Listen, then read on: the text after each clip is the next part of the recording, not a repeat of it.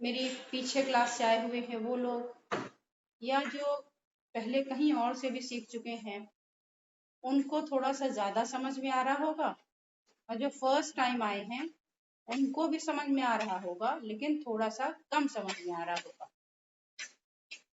तो देखिए, मैंने पहले भी आपको बताया है, मैं फिर से बता दूं कि ये क्लास मैंने उनके लिए रखी थी जो ऑलरेडी प्रैक्टिशनर हैं और कहीं ना कहीं से वो अपनी प्रैक्टिस कर ही रहे हैं।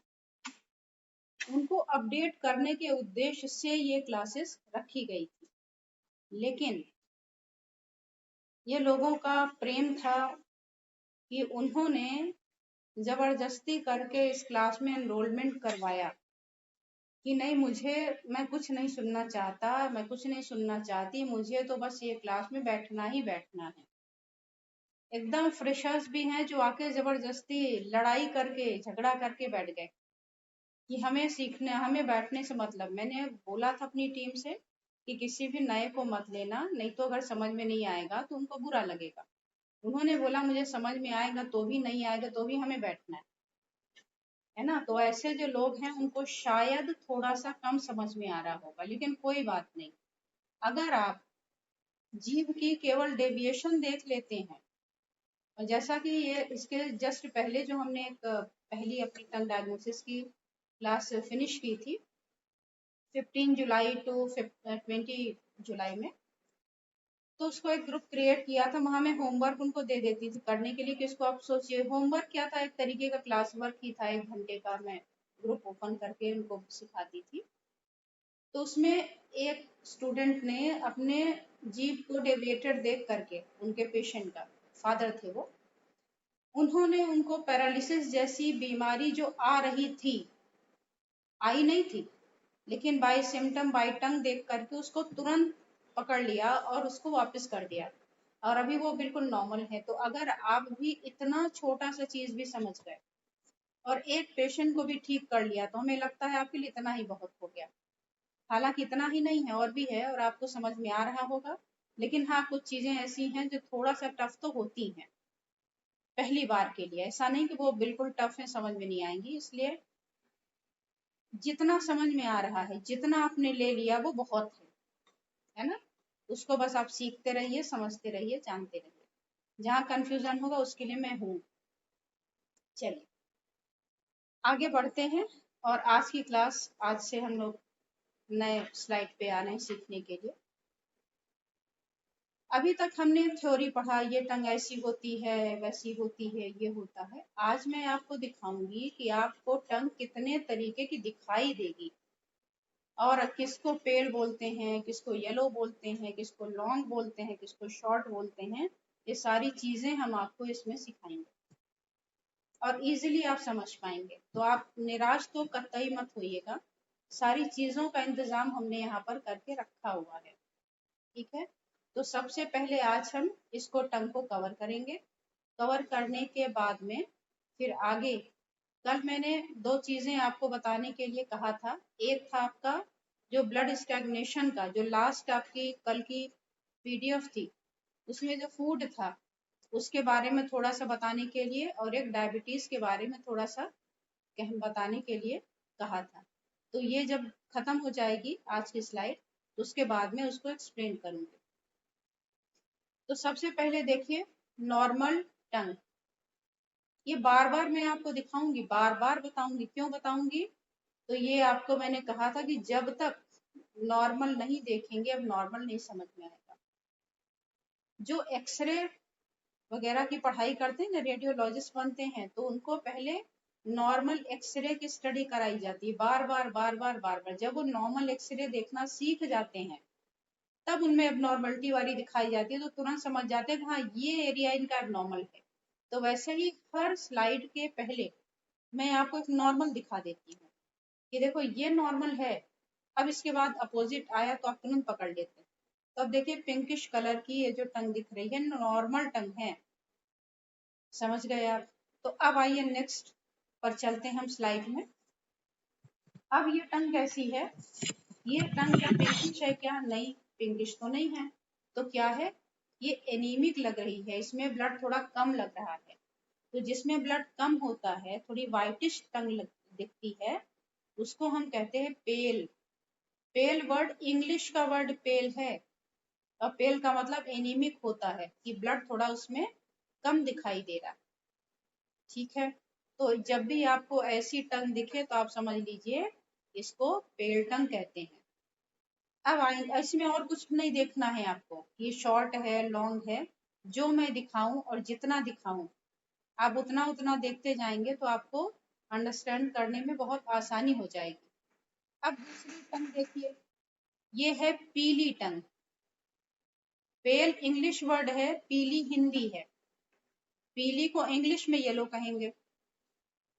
तो येलो कलर की टंग इजीली विजिबल है, आपकी स्क्रीन पर ये आप देख सकते हैं कि हाँ ये येलो कलर की दिखाई दे रही है, तो इसमें भी कोई दिक्कत नहीं है। जब आप इतना सीख लेंगे ना तो आगे का जो आपका समझने का है लेवल, वो आराम से बढ़ता चला जाएगा। येलो कलर क्या बताता है? हीट बताता है ना, कि जीभ में गर्मी बढ़ी है। अब पेल, पेल कलर बताएगा आपका कि ब्लड की कमी है या कोई भी कम है। तो जहां येलो कलर एक्सेसिव एनर्जी बता रहा है, वही पेल कलर आपका डेफिशिएंसी बताता है। तो केवल जीभ को देखा और उसका कलर देखा तो वहीं से डायग्नोस हो गया हमें, आगे हमें बढ़ने की जरूरत ही नहीं पड़ी। अब आइए हम नेक्स्ट स्लाइड में चलते हैं, और इस स्लाइड में लिखा है थिन टंग। थिन टंग क्या है? कैसी? आपने डॉग की टंग देखी होगी कभी, एकदम पतली होती है, वहां से भी आप कोरिलेट कर सकते हैं। जिनके घरों में डॉग होंगे तो इसको वो समझ सकते हैं। तो आप थिन टंग वहां से आसानी से देख सकते हैं कि बिल्कुल एकदम पेपर जैसी पतली सी होती है, तो इसको थिन टंग बोलते हैं। थिन टंग किस में आती है? दो चीजों में आती है, ऐसा मैंने आपको सिखाया था। थिन है और ड्राई है और पेल है। थिन की दो वैरायटी, थिन है, ड्राई है और पेल है। तो ये ब्लड डेफिशिएंसी बताती है। और वहीं अगर आपकी टंग रेड है, थिन है और ड्राई है, तो ये बताती है यिन डेफिशिएंसी। अब देखने में ये लाल दिख रही है, आपको लगता होगा कि ये तो गर्मी है। मैंने आपको उल्टी बात बता दी कि ये तो यिन डेफिशिएंसी है। तो यहाँ एक कंफ्यूजन क्रिएट होना नेचुरल है। तो सबसे पहले मैं इस कंफ्यूजन को यही तोड़ देना चाहती हूँ। रेड कलर हमेशा गर्मी को बता सकता है, लेकिन एक्सेस एनर्जी को बताता हो ऐसा जरूरी नहीं है। कैसे? आप सबके पास में मोबाइल तो है, फैन आप सबके घर में है, मोटर जो टुल्लू पंप होता है वो भी सबके पास होगी, पानी का पंप जो होता है। जब कभी पावर आपका लो होता है और आप फैन को चलाते हैं तो क्या होता है? और क्यों लोग बोलते हैं कि उसको बंद कर दो जाके, नहीं तो मशीन आपकी खराब हो जाएगी, गर्म हो जाएगी। वोल्टेज हाई तो नहीं था, वोल्टेज तो कम था। फिर आपने उसको जब ऑन कर दिया तो उसको क्यों मना कर रहे कि मोटर जाके दौड़ के बंद करो, लाइट का फेज कम है, मोटर जल जाएगी, मोटर खराब हो जाएगी, मोटर गर्म हो जाएगी। ऐसे ही बोलते हैं। आप मोबाइल चला रहे हैं तो बैटरी डाउन होने वाली है तो देखो ये गर्म हो गया, इसको तुरंत बंद करो, ये रग रहा बैटरी इसकी खराब होने वाली है। गर्म होने का ये मतलब नहीं कि बैटरी तो ओवर चार्ज हो गई, 100% से ऊपर ये है, और ये तो अच्छी बात है। नहीं, मोबाइल गर्म हो गया है इसका मतलब इसको बैटरी निकालो, बैटरी खराब हो रही है। तो गर्म तो वहां भी है, तो खराब कैसे हो सकती है, कमजोर कैसे हो सकती है? तो सेम यहाँ पर भी वही चीज है। अगर आपके बॉडी के ऑर्गन कमजोर हो गए, आपको कमजोरी है, आपसे कोई भारी काम करने को कहा जाता है, आप करते हैं तो आपके पसीने पसीने हो जाते हैं, आपको गर्मी लगने लगती है। सेम थिंग यहाँ पर भी आप इसको यूज कर सकते हैं कि आपके अंदर एक्चुअल गर्मी नहीं है, ऑर्गन इतने कमजोर हैं कि वो आपकी जो फंक्शन नॉर्मल रोज करते थे उसको भी नहीं कर पा रहे हैं, और जब वो करने की कोशिश करते हैं तो गर्म हो जाते हैं और वही गर्मी आपके जीभ पर लाल रंग के रूप में दिखाई देती है। इसको थोड़ी हीट बोलते हैं। इसी का सिम्टम मैंने बताया था कि हाथ पैर और चेस्ट में 5 पाम हीट हो जाती है, लेकिन ये झूठी हीट है, फॉल्स हीट है। It is not true heat. If someone touch you and feels heat in your body, but you are saying no, it is not heat, it is my natural condition, no fever at all, my fever is always 98 point something, then what it tells? It tells about empty heat, false heat. And if someone touches you and ask about temperature, and you are replying yes, I am suffering from fever 3 4 days, then it indicate actual heat. So these are the difference between yin and yin deficiency and heat problem. I think आपको ये चीजें clear हो गई होंगी। अब आइए next पर बढ़ते हैं। थिन टंग के बाद में क्या है? थिक टंग, जस्ट अपोजिट। तो थिक टंग में क्या है? टंग में क्या होती है? मसल फाइबर ही तो है। अगर इसमें एनर्जी कम होने लगेगी तो मसल का टोन आपका लूज हो जाएगा। जैसे अगर आपकी एजिंग होने लगती है, छोटा बच्चा होता है तो उसकी स्किन चाहे चीक की हो चाहे किसी भी पार्ट की हो, बिल्कुल टाइट होती है। लेकिन एजिंग के साथ में आप देखते हैं कि जो स्किन है वो आपके बोन से अलग होने लगती है, लूज हो जाती है और क्या होती है? फ्लैबी हो जाती है, लटक जाती है लूज होने के कारण। तो सेम यहाँ पर टंग को भी हम कंसीडर कर सकते हैं। तो टंग कैसी है? थिक हो गई, मोटी हो गई। क्यों मोटी होगी? कोई चीज इसमें ऐड हो गई। क्या ऐड हो सकती है? पानी ऐड हो सकता है। पानी मीन्स जो आप ग्लास का पानी पीते हैं वो पानी नहीं। हमारे शरीर में कितना पानी होता है, ऐसा एक क्वेश्चन हम पूछते हैं ना अक्सर, और जितने भी लोग हैं फटाफट आंसर देते हैं। अभी अगर मैं आपको बोल दूं कि आप कमेंट में लिख कर बताइए शरीर में कितना पानी होता है, तो आप इमीडिएट लिखना शुरू कर देंगे। 60%, 70%, जो टेक्निकली रॉन्ग है। जी 72%। मुझे उम्मीद थी कि ऐसे ही आंसर आएंगे, लेकिन अगर मैं कहूँ कि हमारे शरीर में तो पानी है 0%, तो आप बोलेंगे ये कितनी ऐसी बात बोल रही हैं, ये तो कहीं से भी सही हो ही नहीं सकता। तो मैं आपको बताती हूँ पानी का मतलब क्या है। पानी मीन्स H2O, वाटर, जो ग्लास में रखा हुआ है ये पानी है। आपने मुंह में लिया, उसमें सलाइवा मिक्स हो गई, तो अब जो सामने आपके जो मुंह के अंदर है वो और जो सामने है दोनों डिफरेंट हो गए। सामने जो पानी था वो H2O था, है ना, लेकिन जब आपका सलाइवा मिल गया तो पानी नहीं रहा, वो लिक्विड में कन्वर्ट हो गया। तो हमारे शरीर में पानी की मात्रा है 0%, लेकिन बॉडी फ्लूइड या लिक्विड कितना है? तो लिक्विड है जो आपने अभी परसेंटेज निकाल के दिखा दिया। तो समझ गए आप? तो अब अगर किसी चीज में एक आप ले लीजिए किशमिश रेजिन और उसको आप वाटर में ओवरनाइट सोक कर दीजिए, सुबह क्या होगा? फूल जाएगी। क्या हुआ? उसने पानी जो बाहर था ग्लास में उसने उसको सोक कर लिया। तो ठीक ऐसे ही आपको इमेजिन करना है कि वाटर जैसी चीज जो शरीर में है यानी लिक्विड, अगर वो बॉडी में प्रॉपरली डिस्ट्रीब्यूट होती रहे तो रुक नहीं पाएगी। अब ऑर्गन काम नहीं कर पा रहे यानी फंक्शन उसका कमजोर है, यांग डेफिशिएंसी होगी, तो टंग में वाटर का रिटेंशन होगा और टंग क्या हो जाएगी? टंग जा करके आपकी स्वेल कर जाएगी। तो जब भी स्वॉलन टंग आप देखते हैं तो क्या अनुमान लगाएंगे? ये अनुमान होगा आपका यांग का। और एक चीज, अगर ये टंग स्वॉलन है तो केवल यांग नहीं बताएगी, स्वॉलन टंग आपकी हीट भी बता सकती है। क्योंकि हीट की वजह से भी मान लीजिए कोई चीज ड्राई है और काफी रफ सी है, उसको जब आग में लगाते हैं, मान लीजिए कैंडल है, तो कैंडल का जो शेप है थोड़ा सा आपके पास जाते ही वो क्या होती, फैल जाती है। तो आपकी टंग भी ऐसे ही फैल जाती है हीट होने पर। तो थिक टंग इंडिकेट्स यांग डेफिशिएंसी और हीट एक्सेसिव। अब इन दोनों में डिफरेंस कैसे करेंगे, तो टंग के का जो कलर है उस पर देखेंगे। अब ये देखिए यहाँ पे जो टंग दिख रही है आपको पिक्चर में, ये पेल के साथ में है, तो ऑब्वियसली ये क्या होगा, यांग डेफिशिएंसी होगा। और जब हीट की बात आएगी तब मैं उसमें आपको दिखा दूंगी।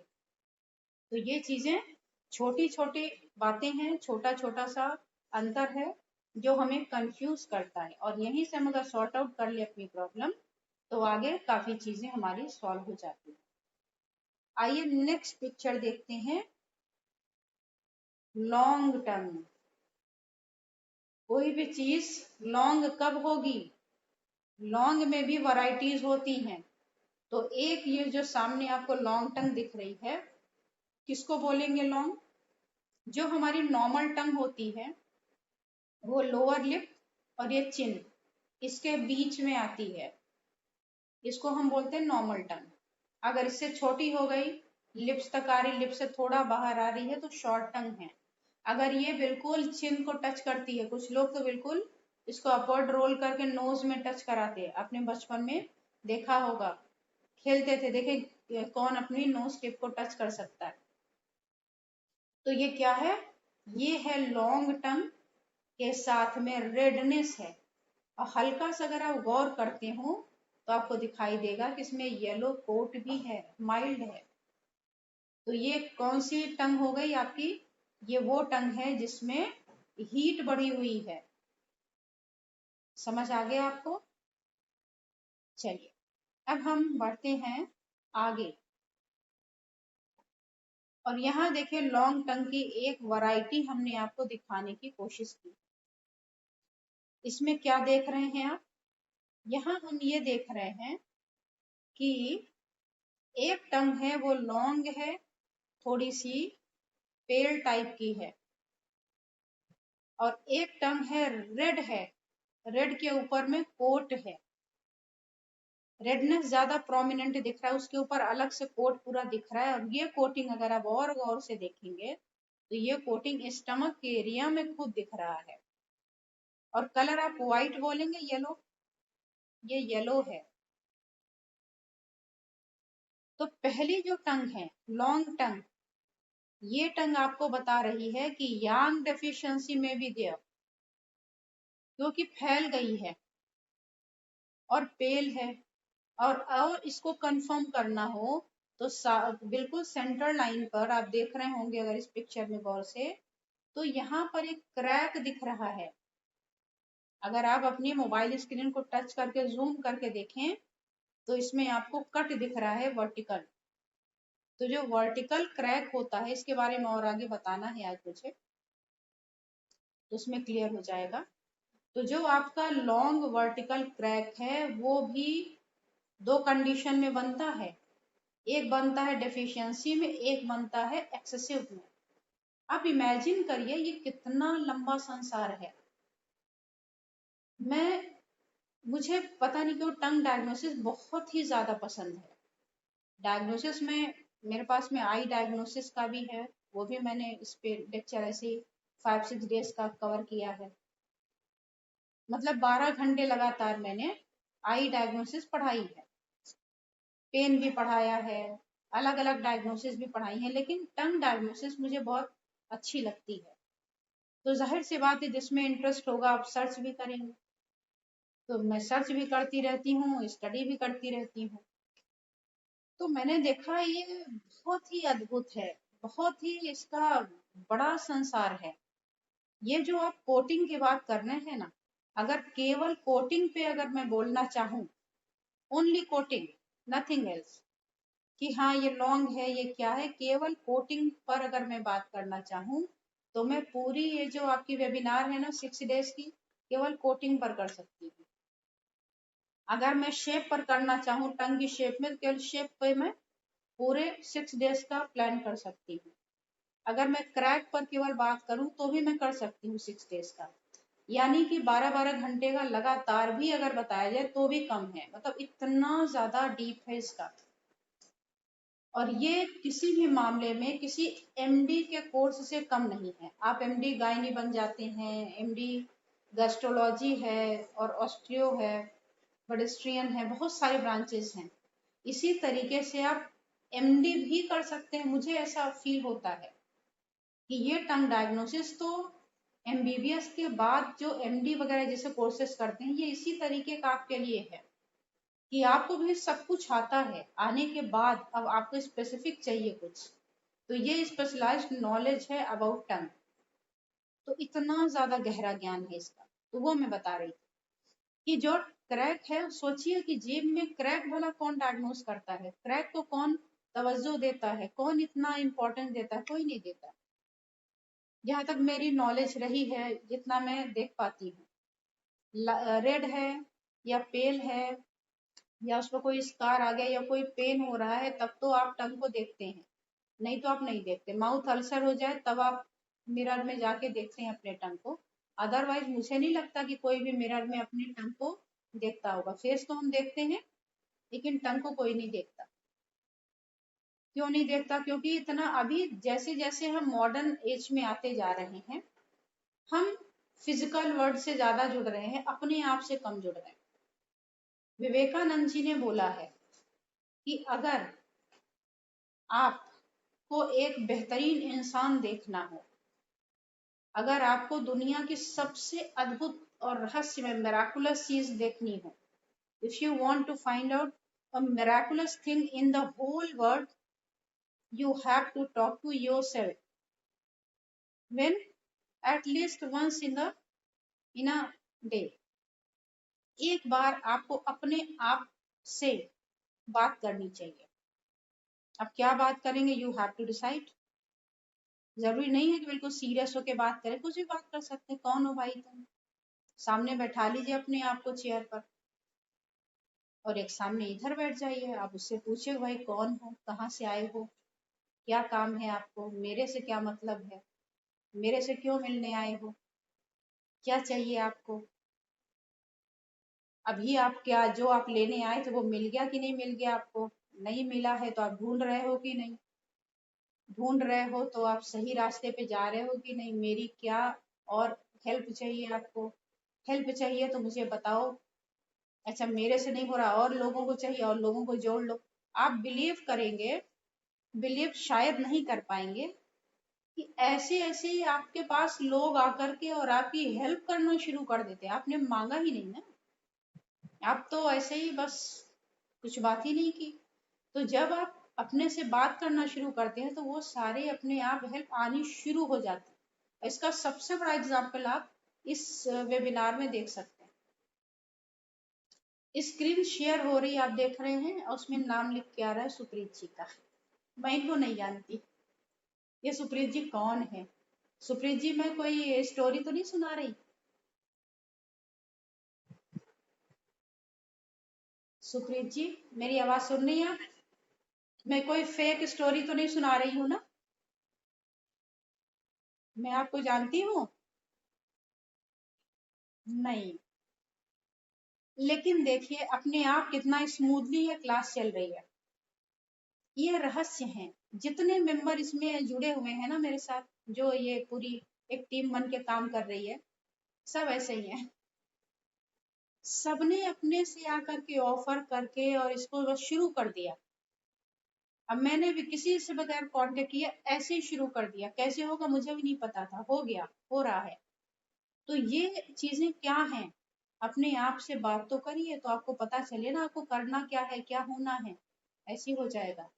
तो एनीवे मैं बात कर रही थी टंग डायग्नोसिस पे, स्पिरिचुअल में बस पहुंच गई कि आप कैसे किसी भी चीज को अच्छे से सीख सकते हैं। उसके लिए ये चीजें होनी चाहिए कि क्या करना है। तो चलिए लॉन्ग टर्म के बारे में मैं बात कर रही थी, वापस फिर आना पड़ेगा वहां। तो लॉन्ग टर्म में वर्टिकल क्रैक है, ये आपको डेफिशिएंसी बताती कि ये डेफिशिएंसी है, इसकी वजह से ऐसा लॉन्ग टर्म है। ऑर्गन का जो टोन है वो लूज हो गया, इसलिए वो लटक गई, बाहर आ गई। सेकंड वाली में रेड टंग है, और उस पे कोटिंग दिख रही है, वो बता रही है कि बॉडी में हीट है, इसकी वजह से ये टंग आपकी रेड दिख रही है। तो एक लॉन्ग टंग में जहां हम पॉइंट्स को टोनिफाई करते हैं, वही सेकंड जो टंग आप देख रहे हैं वहां हम पॉइंट को सिडेट करते हैं। किस ऑर्गन की हीट को निकालना है, कौन से पार्ट में जाके करना है, वो डिपेंड करता है आपके टंग के कलर किस पार्ट में आया है। अभी सामने जो पिक्चर देख रहे हैं उसमें बिल्कुल पूरी ही टंग रेड है, और लेकिन जो कोटिंग है, रेडनेस का मतलब heat, without coating it is yin deficiency. और अगर इसमें यहाँ पे कोटिंग लगा देते हैं तो ये डबल हीट हो गई, फुल हीट हो गई। अंतर समझे आप? एक रेड टंग है, थिन टंग है, without any coat, clear mirror like, तो ये आपकी yin डेफिशिएंसी है, वहां पॉइंट को टोन करते हैं। अगर टंग आपकी रेड है और रेडनेस के साथ में उसमें कोई कोटिंग है, कोई का मतलब येलो ही होनी चाहिए, तो ये येलो कोट बताती है हीट है। तो ये चीज आप ध्यान रखिएगा तो कंफ्यूजन नहीं होगा। मान लीजिए इसमें तो बिल्कुल सेंटर लाइन में दिख रहा है, एक बड़ा सा एरिया है जहां पर कोटिंग अलग सी दिख रही है, तो हीट तो पूरे बॉडी में है, लेकिन कहाँ से स्टार्ट हो रही है? It starts from stomach. So if you want to remove heat from your whole body, then you have to focus on stomach heat first. If you sedate stomach heat point, then it will remove heat from whole body. Why? क्यों ऐसा होगा कि जब हम stomach की heat निकालते हैं पूरी बॉडी की हीट निकल जाएगी? क्योंकि हीट स्टार्टिंग पॉइंट क्या है आपका? स्टमक है। स्टमक आपका गर्म हो गया तो वही गर्म एनर्जी आपकी वो लिवर में भी भेजेगा, स्प्लीन में भी डालेगा, इंटेस्टाइन में भेजेगा, हार्ट में भेजेगा, ऊपर सिर में कहीं भी भेज सकता है, क्योंकि मेन जो सोर्स है वो कहाँ है? स्टमक में है। तो इसीलिए हम स्टमक की हीट निकालते हैं। लेकिन अगर आपको स्टमक में हीट नहीं दिख रही, केवल लिवर में दिख रही है, तो हो सकता है लिवर की हीट हो। अब लिवर में हीट बढ़ने के क्या रीजन हो सकते हैं, स्टमक में बढ़ने के क्या हो सकते हैं? तो स्टमक हीट कैसे बढ़ेगा? आप खूब स्पाइसी चीजें खाते हैं, मिर्च मसाला वाली चीजें खाते हैं, तो इससे बढ़ सकता है। या तो आप खाना तो बहुत अच्छा खाते हैं, सिंपल खाते हैं, लेकिन हॉट नेचर वाले फ्रूट्स वगैरह खाते हैं, फूड खाते हैं, उससे हो सकता है। थर्ड कंडीशन हो सकती है कि आपका फूड वाला जो पोर्शन है वो तो ओके है, लेकिन जो आपका वाटर है उसकी क्वांटिटी बहुत ही लेस है। अब कितना वाटर इनटेक करना चाहिए, इसमें भी बहुत कंफ्यूजन है। कोई बोलता है 3 to 5 लीटर पीना चाहिए, तो कोई बोलता है जितनी प्यास लगे उतनी पीनी चाहिए। किसी को 3 लीटर की क्वांटिटी लगता है ये तो बहुत लेस है, किसी को 3 लीटर लगता है ये तो मोर देन इनफ हो गया। तो कैसे हम एक क्राइटेरिया फिट करें कि कितना वाटर इनटेक हमें लेना चाहिए? तो इट इज वेरी सिंपल। आपको अपना वेट केवल मेजर करना है। अगर आपका वेट मान लीजिए 60 kg है, तो आप 60 को हाफ करिए, कितना हो गया? 30 हो गया। अब 3 और 0 के बीच में एक डॉट लगा दीजिए। It is very simple to calculate. तो 3 लीटर आपके बॉडी वेट के अकॉर्डिंग आइडियल वाटर इनटेक होना चाहिए, लेकिन 15 ईयर्स से छोटे बच्चों में ये हम कंसीडर नहीं करेंगे, उतना ज्यादा उनको वो नहीं करेंगे। क्यों नहीं करेंगे? उनका खेल कूद का ये सब बहुत ज्यादा होता है, मेटाबॉलिक रेट हाई है, तो उसके हिसाब से वो अपना पानी खुद ही पीते रहते हैं। बाकी हमें ये चीजें ध्यान में रखनी चाहिए। प्लस मान लीजिए गर्मी का मौसम है तो उसमें आपने 1 गिलास ऐड कर लिया, 2 गिलास ऐड कर लिया। ठंडी का मौसम है उसमें 1-2 गिलास लेस हो गया। Juices, fruits, fruit juice, soup, या आपकी जो वेजिटेबल्स वगैरह होती हैं, अगर ये भी आपकी जूसी हैं तो वो भी उसमें कंसीडर किया जाता है। केवल वाटर इनटेक का मतलब नहीं, लिक्विड इनटेक की बात हो रही है, तो ये पूरा मिला के इतना होना चाहिए। तो हीट अगर लीवर में, अब ये तो स्टमक की बात होगी, लीवर में हीट कहाँ से आ गया? तो लीवर में हीट भी आता है 4 चीजों से। फ्राइड पोटैटो, आइस,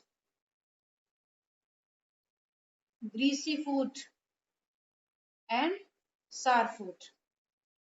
यानी खट्टा, ठंडा, ग्रीसी फूड और आपका आलू, ये 4 चीजें हैं जो आपके लिवर को अफेक्ट करती हैं।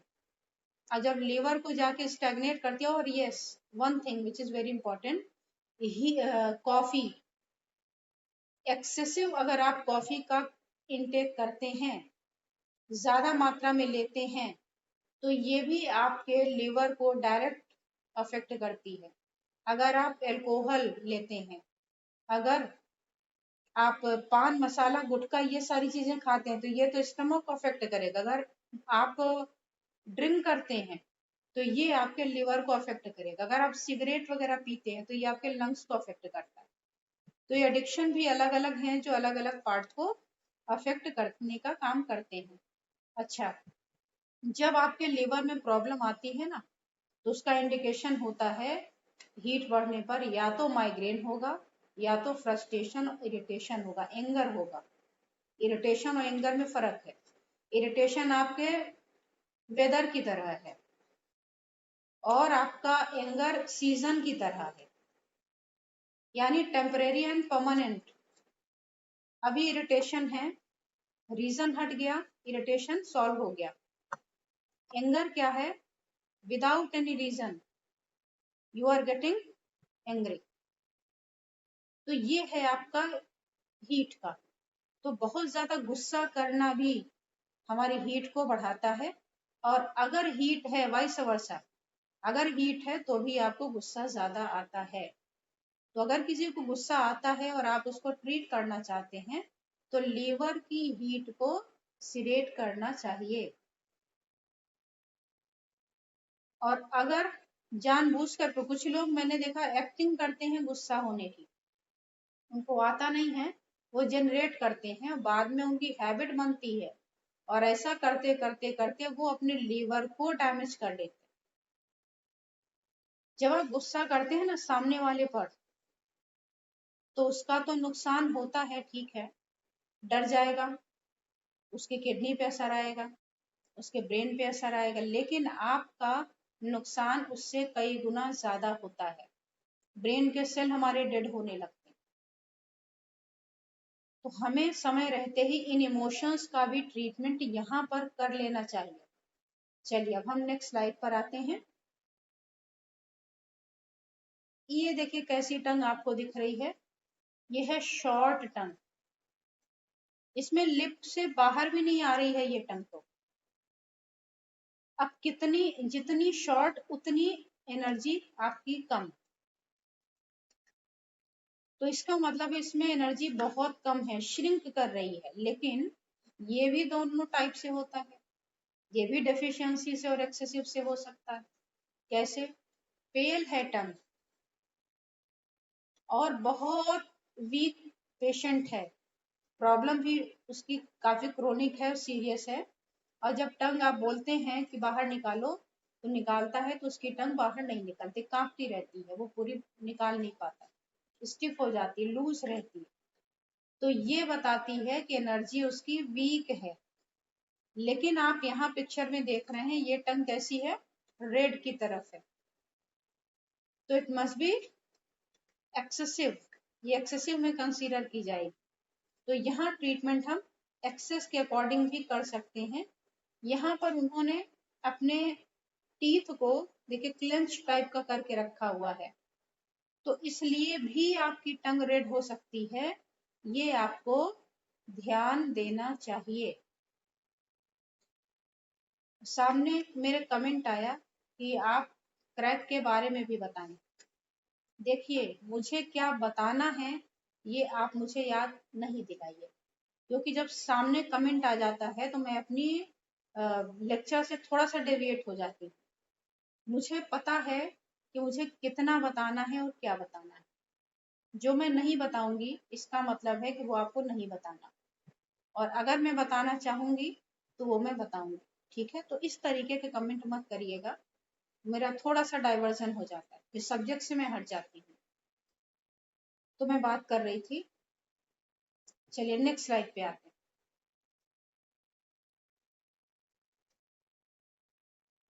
नेक्स्ट स्लाइड, ये भी आपकी शॉर्ट टंग है, लेकिन ये आपके लिप्स से थोड़ा सा आगे आ गई है।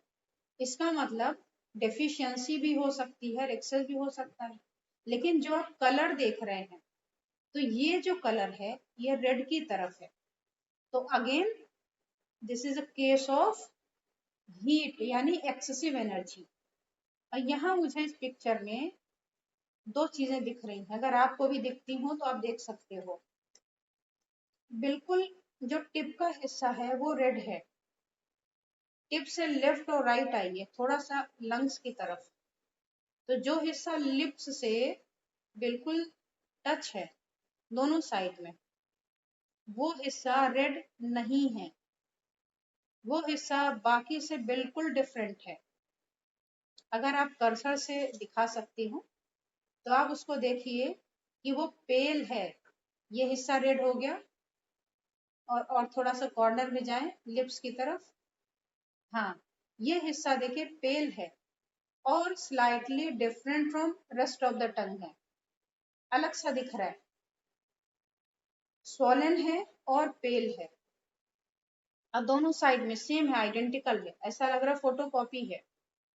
इस साइड में भी आप देखें अपोजिट में, यस करेक्ट। और यहाँ पर भी आप देखें तो बिल्कुल डिफरेंट लग रहा है। तो ये केस आपका है लंग्स की डेफिशिएंसी का, और मे बी की स्टमक हीट हो। अब चूंकि इन्होंने यहाँ भी क्लेंच करके रखा हुआ है, तो ये बात कंफर्म नहीं हो रही है कि स्टमक हीट है या नहीं है। तो ये कुछ कंट्राडिक्टरी चीजें होती हैं कि आपको रेड दिख रहा है फिर भी रेड नहीं है, आपको हीट दिख रही फिर भी हीट हो सकता है नहीं हो, क्योंकि जब आप किसी चीज को प्रेस करेंगे तो उसमें सर्कुलेशन आकर के वो रेड हो जाएगी। तो इसलिए जब भी आप फोटो देखें, तो मैंने पहले ही लेक्चर में दिखाया था कि आपका मुंह खुला होना चाहिए और आपकी टंग पूरी रूट तक दिखनी चाहिए। तो ये टंग की जो डिजाइन है ना, जो दिख रहा है इस समय, ये रॉन्ग है। लेकिन चूंकि शॉर्ट टंग दिखाना है और आपको ये मिस्टेक भी दिखानी है कि ऐसी मिस्टेक्स आपसे हो सकती है कि आप बोले कि अरे ये तो हीट है और हीट को रिड्यूस करना है। मे बी कि जब आप टंग को ओपन पूरा माउथ ओपन कराएंगे और देखेंगे तो हो सकता है डेफिशिएंसी भी हो, तो आपको पूरा ओपन करके फिर इस पिक्चर को कंसीडर करना चाहिए। Come to the next slide.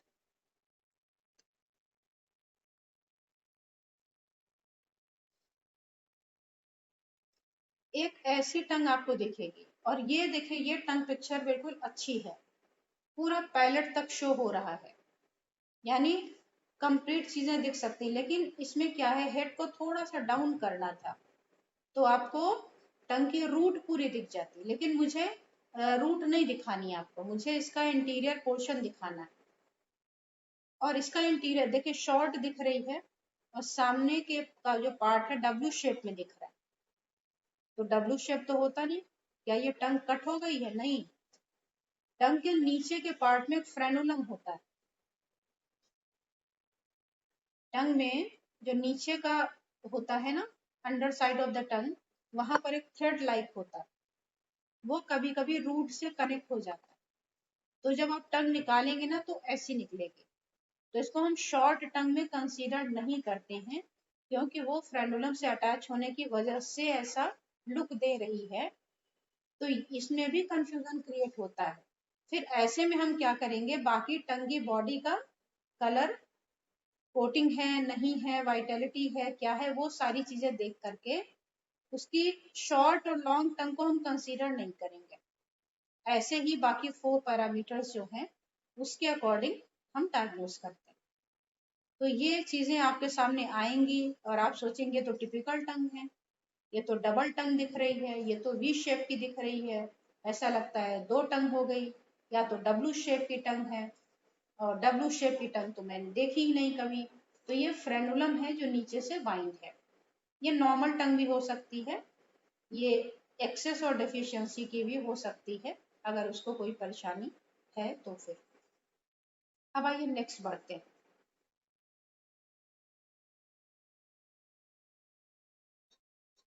Next में हमारी फिर से शॉर्ट टंग है, और ये शॉर्ट टंग है पेल। और कितनी शॉर्ट है देखिए, बिल्कुल लिप्स पर है, स्वोलन है, और फ्लैबी भी दिख रही है, लूज, फ्लैबी मीन्स लूज दिख रही है। तो ये लूज टंग क्या बोल रही है, बता रही है, और स्वोलन भी दिख रही है और शॉर्ट है। तो यांग डेफिशिएंसी के बाद में एक तो चीजें डेफिशिएंट होती हैं, एक कोलैप्स की कंडीशन